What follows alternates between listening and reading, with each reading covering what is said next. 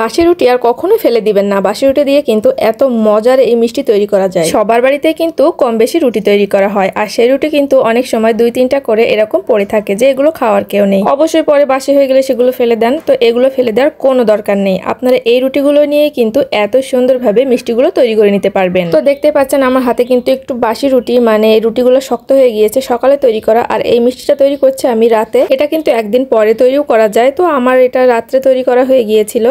আপনারা দেখতেই পেয়েছেন আমি কিন্তু রুটিগুলো হাত দিয়ে ছোট ছোট টুকরো করে ছিঁড়ে নিয়েছি। এখন একটা কড়াইতে কিছুটা তেল দিয়ে দিয়েছি, দিয়ে রুটিগুলো কিন্তু দিয়ে দিলাম। এখন এপিটোপিট করে লাল লাল করে কিন্তু এগুলো ভেজে নিচ্ছি। রুটিগুলো কিন্তু দিয়ে চুপ করে বসে থাকা যাবে না, এপিটোপিট কিন্তু বারবারই উল্টে পাল্টে দিতে হবে, না হলে যে কোনো এক পাশ বেশি পুড়ে যাবে আর যে কোনো এক পাশ কাঁচা থেকে যাবে। দেখেন ভাজতে ভাজতে কিন্তু সবগুলো খুব সুন্দর করে ভেজে নিয়েছি, আর এগুলো কিন্তু হাত দিয়ে ভাঙলে একেবারে মুসমুস করবে। তো এখন এগুলো কিন্তু তেল ঝরিয়ে উঠিয়ে নিয়েছি। অনেকে বলতে পারেন যে রুটিগুলো ভাজা পোড়া হয়ে গিয়েছে, তো না, এটা ঠিকই আছে, এরকম আপনারাও রাখতে পারেন। এগুলো কিন্তু ঠান্ডা হয়ে গেলে আমি ব্লেন্ডার জারের ভিতর নিয়ে নিলাম। এখন কিন্তু এগুলো আমি ব্লেন্ড করে নিয়ে আসছি। তো এটাতে কিন্তু দেখেন একেবারে খুব বেশি মিহি করে আমি ব্লেন্ড করিনি, মানে একটু দানা দানা আছে, এরকমভাবেই কিন্তু ব্লেন্ড করে নিয়ে নিয়েছি।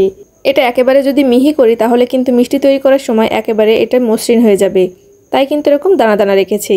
এখন চলে যাচ্ছি চুলাতে।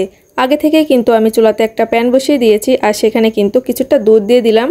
এখানে কিন্তু প্রায় 250 গ্রামের মতো দুধ দিয়েছি। তো এখন এখানে হাফ চামচের মতো দিয়ে দিয়েছি ঘি, আর দিয়েছি পরিমাণ মতো লবণ।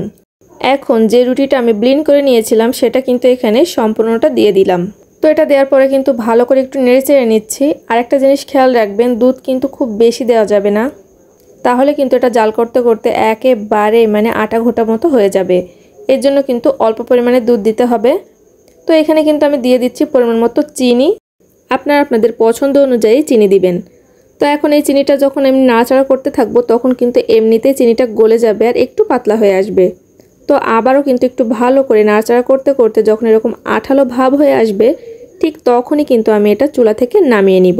তো এটা কিন্তু এখন অনেকটা আঠালো হয়ে এসেছে, আর এটা চুলা থেকে নামিয়ে নিচ্ছি। এটা নামানো শেষ, আর হাতে কিন্তু একটু তেল মেখে নিলাম যাতে মিষ্টিটা তৈরি করতে একটু সুবিধা হয়। এটা গরম থাকতে থাকতে কিন্তু মিষ্টিগুলো তৈরি করে নিতে হবে।